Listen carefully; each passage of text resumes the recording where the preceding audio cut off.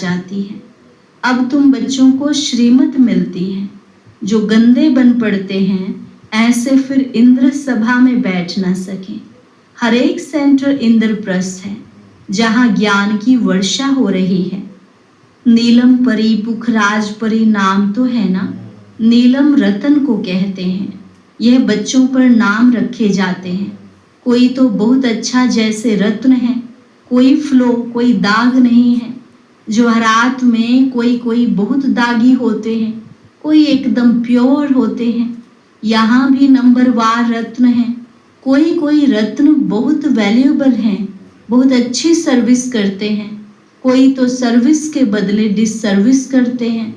गुलाब के फूल और अक के फूल में भी कितना फर्क है।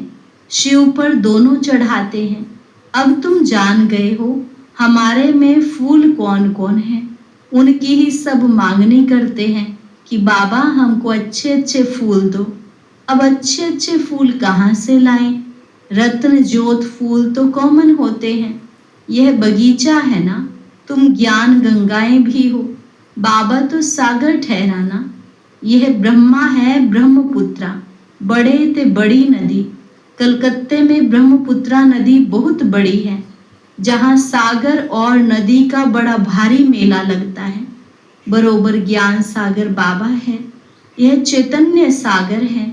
तुम भी चैतन्य ज्ञान नदियां हो। वह तो है पानी की गंगाएं। वास्तव में नदियों पर नाम पड़ा है, परंतु आसुरी संप्रदाय यह भी भूल गए हैं। हरिद्वार में गंगा के किनारे पर चतुर्भुज का चित्र दिखाते हैं। उनको भी गंगा कहते हैं, परंतु मनुष्य समझ से नहीं कि यह चतुर्भुज कौन है। बरोबर इस समय तुम स्वदर्शन चक्रधारी बनते हो। तुम हो सच्ची ज्ञान नदियां। वह हैं पानी की, वहां जाकर स्नान करते हैं। समझ से कुछ भी नहीं, बस देवी है। मनुष्य को तो कभी 4-8 भुजा होती नहीं है, कुछ भी अर्थ नहीं समझ से। तुम बच्चे जानते हो बाबा हमको क्या बनाते हैं। हम तो 100% बेसमझ से। बाबा की गोद लेने से हम स्वर्ग के मालिक बनते हैं।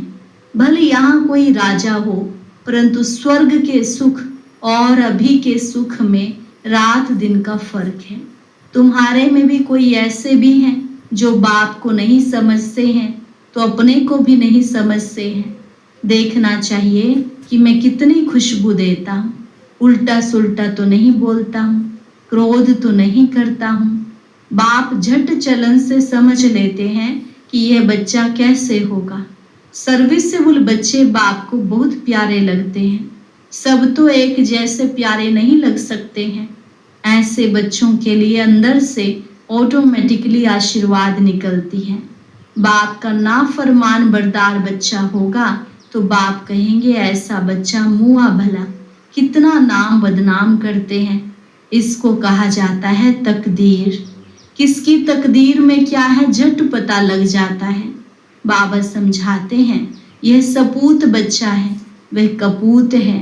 बाप दादा को नहीं पहचाना, तकदीर में वर्षा लेना नहीं है तो क्या करेंगे। इस ज्ञान मार्ग में कायदे बड़े कड़े हैं। बाप पवित्र बने और बच्चा ना बने तो वह बच्चा हकदार नहीं हो सकता है। उसको बच्चा नहीं समझेंगे, फिर कहेंगे हम तो शिव बाबा को वारिस बनाएंगे, तो बाबा 21 जन्म के लिए हमको रिटर्न में देंगे। इसका मतलब यह नहीं कि बाबा के पास आकर बैठ जाना है, नहीं। गृहस्थ व्यवहार में रहते सबको संभालना भी है, परंतु ट्रस्टी होकर रहना है।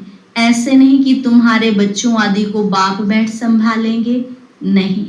ऐसे ख्यालात वाले भटक पड़ते हैं।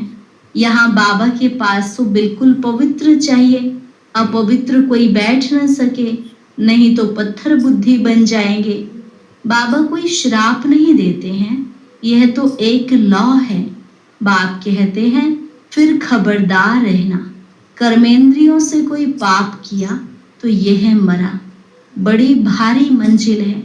बाबा का बच्चा बना तो फिर बीमारी सारी उथल खाएगी, डरना नहीं है।